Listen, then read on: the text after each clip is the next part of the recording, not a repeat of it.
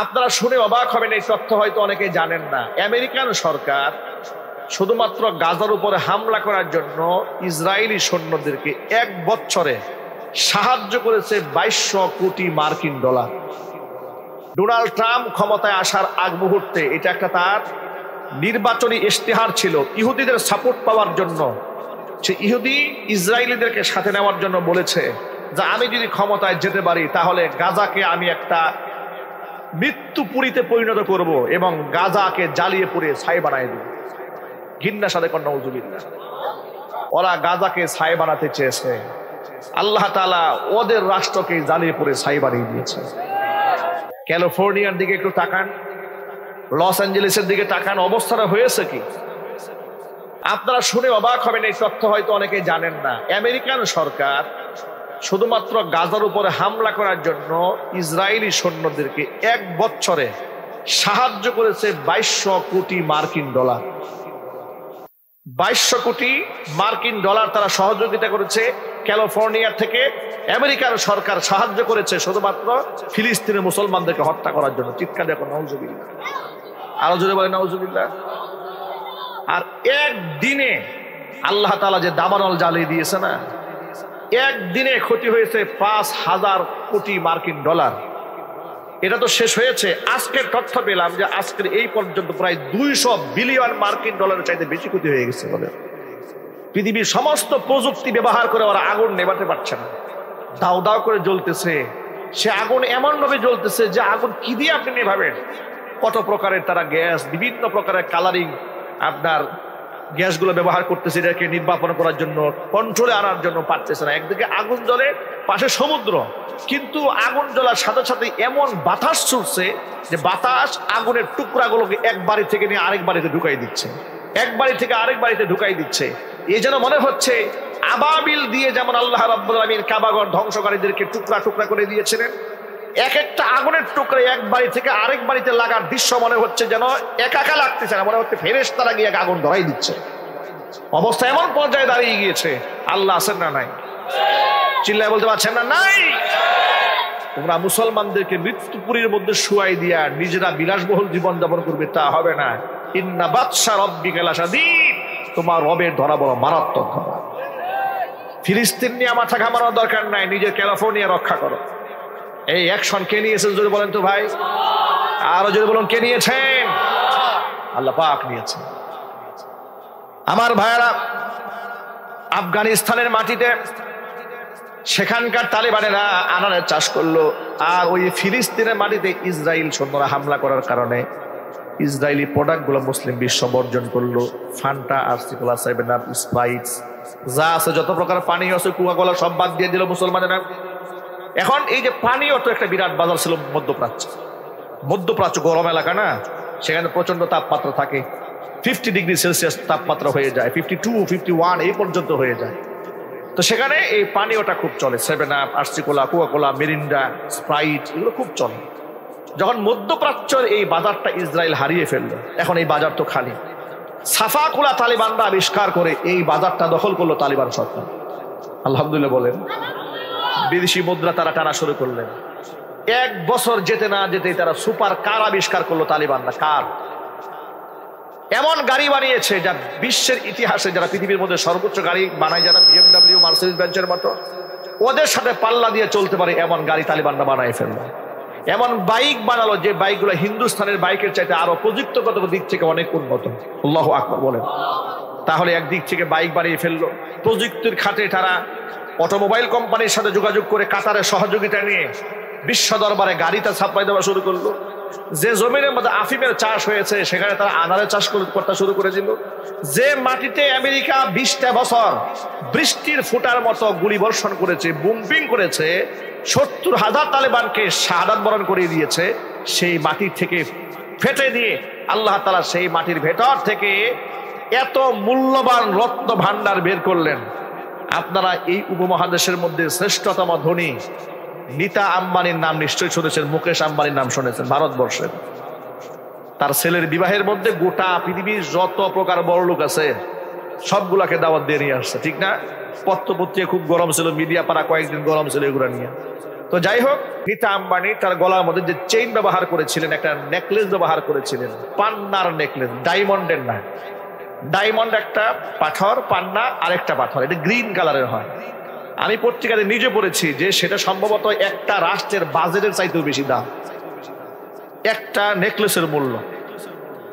এই যে নেকলেস, এত দামি পদার্থ যেটা পান্না, হীরা চুরি পান্না বলে না, হীরা চুরি পান্না, এই পান্নার খনি আল্লাহ আফগানের মাটির মধ্যে তৈরি করে দিল। আরো জোরে কোন সুবহানাল্লাহ। আল্লাহ আছেন না নাই? সাহায্য আছে না নাই? আল্লাহ পাক তাদের এমন ভাবে সাহায্য করতে শুরু করলেন, ওদের দেশের মুদ্রার তুলনায় ইউএস ডলারের মান চলে গিয়েছিল 133 টাকা রুপি, 133 রুপি চলে গিয়েছিল। তালেবান সরকার 2 বছরের মধ্যে সেই ইউএস ডলার তাদের তুলনামূলক ডিফারেন্সে এখন নিয়ে আসছে 50 টাকারও নিচে। আলহামদুলিল্লাহ বলেন, 50 রুপির নিচে নিয়ে আসছে। কিছুদিনের মাথায় ইনশাআল্লাহ শুনতে পাবেন যে আফগানের মুদ্রা ইউএস ডলারকে ছাড়াই গেছে। ভরসা করেছে কার উপরে? আমি এই গল্প আপনাদের সামনে উপস্থাপন করার মাধ্যমে শুধু এই কথা বোঝাতে চেয়েছি, প্রিয় ভাইরা, কোন রাষ্ট্রের ইসলামের বিধিবিধান থাকে, সে রাষ্ট্রের মধ্যে আল্লাহর রহমতের বৃষ্টি বর্ষণ হয়।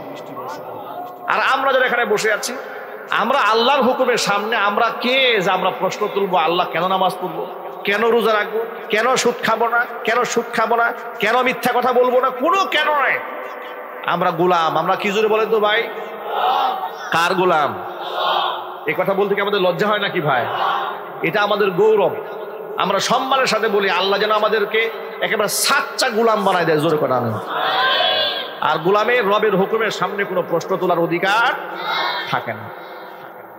আল্লাহ নবী সাল্লাল্লাহু আলাইহি সাল্লাম বলেছেন, হাদিসটা মনে রাখবেন, এই পয়েন্টটা ভুলে যাবেন না। আল্লাহর হাবিব বলেছেন, সিনফানি মিন আহলিন নারি লাম আরহুমা, জাহান্নামী 2টা শ্রেণীর মানুষ আছে যাদেরকে আমি নবীজি আমার জামানায় দেখি না, ওরা কিয়ামতের আগে দুনিয়াতে আবির্ভাব ঘটবে এদের। এদের মধ্যে একটা শ্রেণী হবে পুরুষ, আর একটা শ্রেণী হচ্ছে নারী। যে পুরুষ শ্রেণীটা জাহান্নামে যাবে, এদের আলামত শোনো, রিজালুম বিআইদিহিম সিয়াতুন কাআযনাবিল বাকারি ইয়াদরিবুনা বিহান নাস।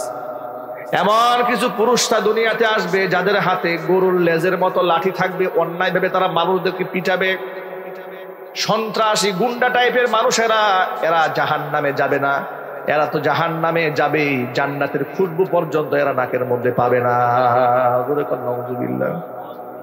দ্বিতীয় নাম্বার হচ্ছে নিসাউন কাসিয়াতুন আরিয়াতুন মুমিলাতুন মাইলাতুন। এমন কিছু মহিলাদের আবির্ভাব ঘটবে এই দুনিয়াতে, যে সমস্ত মহিলারা পোশাক পরেও উলঙ্গ থেকে যাবে। যদি বলেন নাউযুবিল্লাহ। আমাদের বক্তব্য লোক মহিলারা শুনতে পাচ্ছে না? হ্যাঁ, মহিলাদের প্যান্ডেল আছে। মা বোনদেরকে বিনয়ের সাথে বলছি, আমি আপনার সন্তান তুল্য হয়ে বলছি, কথাগুলো ইম্পর্টেন্ট, খুব মনে রাখবেন। আল্লাহর হাবিব বলেছেন, এমন কিছু মহিলা আসবে দুনিয়াতে, পোশাক পরেও তারা উলঙ্গ থেকে যাবে। মুহাদ্দিসরা হাদিসের ব্যাখ্যা করে বললেন, পোশাক পরে মানুষ তো উলঙ্গ থাকার কথা নয়, তাহলে উলঙ্গ কেমনে থাকে? এটার 2টা ব্যাখ্যা আছে। কয়টা? 1 নম্বর ব্যাখ্যা হচ্ছে, এমন পাতলা পোশাক পরেছে যে পাতলা পোশাক পরার পরে ভিতরে অঙ্গ প্রত্যঙ্গ বাহির থেকে দৃষ্টিগোচর হচ্ছে। এই পোশাক পরা যে কথা, না পরা একই কথা। এখন আপনারা বলেন এই পোশাক নাই এখন? আরো জোরে বলেন। একটা। দ্বিতীয় নম্বর ব্যাখ্যা হচ্ছে, পাতলা পোশাক পরে নাই, পরেছে ভারী পোশাকই। এত 8-60, এত টাইট, একে ভিতর থেকে অঙ্গ প্রত্যঙ্গ বের হয়ে আসতেছে। আছে না নাই? হারাম।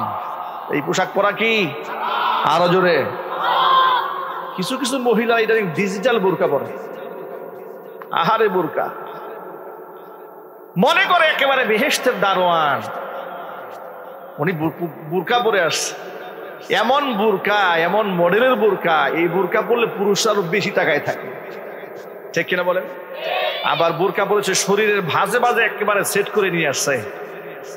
হ্যাঁ, শরীরের ভাজে ভাজে সেট করা বোরকা, দেহ অঙ্গ প্রত্যঙ্গের ভাঁজ ফুটে উঠলে, হাঁটলে শরীর অঙ্গ প্রত্যঙ্গ বোঝা যায়। এই ধরনের আধুনিক বোরকা নাই। আবার সারা শরীর বোরকা পরে মুখটা এত সুন্দর করে মেকআপ করে সাজাইছে পরপুরুষের জন্য। এরপরে স্বামী এমন বেহায়া নির্লজ্জ, বউয়ের ছবি সুন্দর করে তুলছে, তুলে ফেসবুকে দিয়া বলে, দুস্তরা আপনাদের নতুন ভাবি, একটু খাস দিলে দোয়া করে দিবেন। আর বন্ধুরা যে কি দোয়া শুরু করে, আহারে দোয়া। আচ্ছা, আমি ওই সমস্ত নির্লজ্জ বেহায়া স্বামীদেরকে ছোট্ট একটা প্রশ্ন করি, আপনার একটু বিবেক দিয়ে জবাব দিবেন। আমি 1 সেকেন্ডের জন্য ধরে নিলাম আপনার বন্ধু মহলে, ফ্রেন্ড সার্কেল ভালো আছে, সবাই মোটামুটি শাহজালাল ইয়ামানী রহমাতুল্লাহ আলাইহি পৌঁছায়, যুক্তির জন্য ধরলাম আর কি।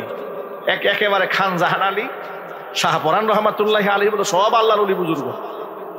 আচ্ছা, এর মধ্যে কি 2-1 শাহরিয়ার কবি টবি নাই? 2-1 হাসান হক ইনু নাই? 2-1 রাশেদ খান মেনন নাই? 2-1 শামসুদ্দিন চৌধুরী মানিক নাই? আচ্ছা, 2-1 টাকলা মুরাদ নাই? আর চরিত্র, কি চরিত্র! এই টাকলা মুরাদ দেশের একজন প্রখ্যাত আলেমকে লুচ্চা বলে গালি দিয়েছিল। মাত্র 1 মাসের ব্যবধানে আল্লাহ ওর 5 মিনিটের কল রেকর্ড ফাঁস করে দিল। ফাঁস কিন্তু মানুষে করে নাই, আল্লাহ করে দিয়েছেন। ঠিক না ঠিক? 5 মিনিটের কল রেকর্ড ফাঁস হওয়ার পরে প্রমাণ হলো ওর চাইতে বড় লম্পট এই 56,000 বর্গমাইলে আর নাই। এর মতো বড় বদমাইশ আর কেউ আছে? সাবধান। তাহলে যে কথা বলতে চেয়েছিলাম, এইরকম টাকলা মুরাদের মতো চরিত্রবান লোক আর দেশে আছে না নাই? আপনি যে ফেসবুকে বউয়ের ছবি দিয়া দিলেন, ধরলাম সব শাহজালাল শাহপরানের মতো পুরুষের সামনে পড়েছে, আপনার বউকে এড়াই গেছে, কেউ দেখে নাই। যদি আপনি দেখার জন্য বলছিলেন, হয় ওরা না হয় নিজেকে সেভ করলো, দেখলো না, কিন্তু এই যেরকম টাকলা মুরাদের মতো জন্মের দেখা দেখছে, একটা জের জবর পেশ নাট বল্টু সহ দেখছে। ঠিক না ঠিক? দেখে মনে মনে কত মন্তব্য করছে, চোখের জিনা করেছে, অন্তরে জিনা করেছে, আরো যে কত কিছু করছে তা তো হিসেবই নাই। ঠিক কিনা বলেন? কি কষ্ট হচ্ছে? আপনারা শিক্ষিত মানুষ, জ্ঞানী মানুষ, কক্সবাজারে একটা পাগল মহিলা পাওয়া গেল, মহিলার গর্ভে বাচ্চা। বুঝেন, রাস্তাঘাটে একটা পাগলি রাস্তাঘাটে ফুটপাতে পড়ে থাকে, যার নিজের উপরে কোনো নিয়ন্ত্রণ নাই। মানুষ কত বড় অমানুষ হলে, পশু হলে, জানোয়ার হলে এমন একটা পাগলিকে ধর্ষণ করে তার গর্ভে বাচ্চা ঢুকিয়ে নিয়েছে। সে বাচ্চার বাবা খুঁজে পাওয়া যাচ্ছে না, পাগলের মতো ঘুরে বেড়াচ্ছে মেয়েটি। যে দেশের মানুষ এমন হিংস্র হয় না, জানোয়ার, পাগলিকেও সুযোগ পেলে ছাড়ে না, সেই দেশের মধ্যে আপনি আপনার বউকে সাজায় গুজায় ছাড়লেন পাবলিক প্লেসে, একটু আন্দাজ করলেন না, বাটে পাইলে ওরা কাজটা করবে কি? কথা বলেন ঠিক কিনা বলেন? হারাম।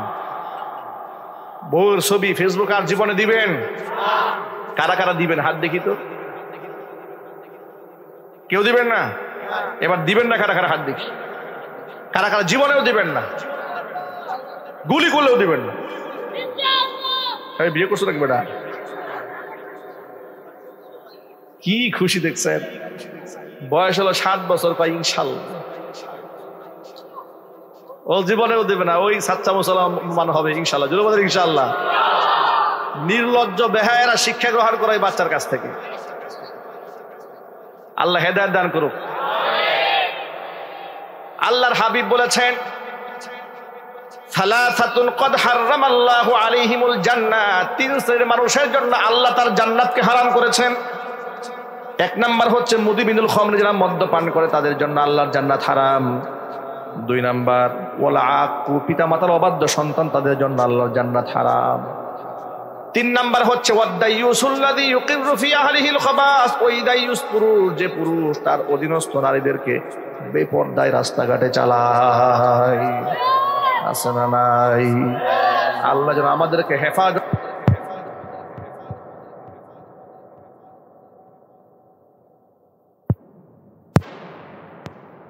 1 নাম্বার হচ্ছে নিসাউন, এমন মহিলা কাসিয়াতুন আরিয়াতুন, পোশাক পরে ওরা ল্যাংটাই থেকে যাবে। 2 নাম্বার বৈশিষ্ট্য এদের মধ্যে মুমিলাতুন মাইলাতুন, পরপুরুষের দিকে নিজেরা ঝুঁকে যাবে, পরপুরুষদেরকে নিজের প্রতি আকৃষ্ট করে নেবে। বর্তমান এটার ব্যাখ্যা বোঝার একবার সহজ। টিকটক আইডি আছে না নাই? ফেসবুক আছে না নাই? শর্ট ভিডিও আছে না নাই? যে সমস্ত মেয়েরা একেবারে সেজে গুজে লাবণ্যময়ী করে পরপুরুষের দৃষ্টি আকর্ষণ করে, তাদের ব্যাপারে আল্লাহ নবী হাদিস খানা বলেছে মুমিলাতুন মাইলাতুন, এদের মাথার চুলটা কেমন হবে রাসূল তাও শিখিয়ে দিয়েছেন। হুজুর বলেন রুউসুহুন্না কাসনিমাতিল বুখতিল মাইলা, উটের কুচ যেমন উঁচা থাকে, এদের মাথার খোপার মধ্যে এই জায়গায় তালুর মধ্যে এরা খোপা বাঁধবে, চুলের খোপা উঁচা করে রাখবে, ওরা আছে না নাই, বেঁধে উঁচা করে কৃত্রিম ভাবে চুল ফোলায় রাখবে। হুজুর বলেছেন এই সমস্ত কোয়ালিটির মহিলা যারা লা ইয়াদখুলনাল জান্নাতা, জান্নাতে প্রবেশ করবে না, ওয়ালা ইয়াজিদনা রিহাহা, জান্নাতের খুশবু পর্যন্ত নাকের মধ্যে ওরা পাবে না, ওয়া ইন্না রিহাহা লাতুজাদু মিন মাসিরাতি কাযা ওয়া কাযা, অথচ জান্নাতের খুশবু এত এত দূরত্ব থেকে পাওয়া যাবে। অন্য একটা হাদিসের মধ্যে পাওয়া যায় ওয়া ইন্না রিহাহা লাতুজাদু মিন মাসিরাতি 40 আমা, 40 বছরের দূরত্ব থেকে জান্নাতবাসী জান্নাতের খুশবু নাকের মধ্যে পাবে। সুতরাং আল্লাহ তাআলা যেন আমার মায়েদেরকে হেফাজত করেন, জোরে কোন আমিন।